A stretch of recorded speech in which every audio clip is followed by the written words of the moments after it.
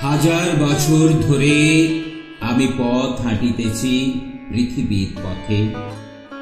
সিংহল সমুদ্র থেকে নিশীথের অন্ধকারে মালয় সাগরে অনেক ঘুরেছি আমি।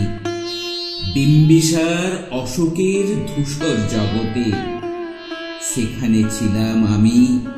আরো দূর অন্ধকারে বিদর্ভ নগরে আমি ক্লান্ত প্রাণ এক।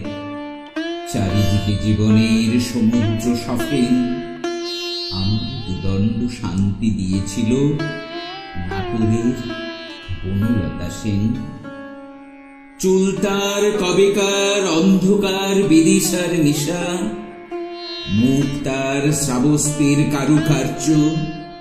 অতি দূর সমুদ্রের পর হাল ভেঙে যে নাবিক হারাইছে দিশা।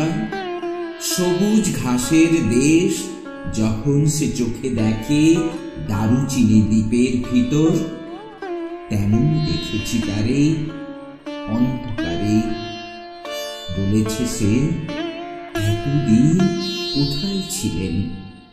পাখির নীড়ের মতো চোখ তুলে নাটোরের বনলতা সেন। সমস্ত দিনের শেষে শিশিরের সত্যের মতন সন্ধ্যা আসে।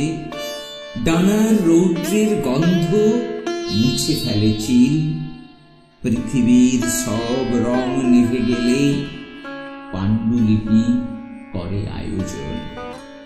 তখন গল্পের তরে জোনাকির রং ঝিলমিল। সব পাখি ঘরে আসে, সব নদী ফুরায় এ জীবনের সব লেনদেন। থাকে শুধু অন্ধকার, মুখোমুখি বসিবার বনলতা সেন।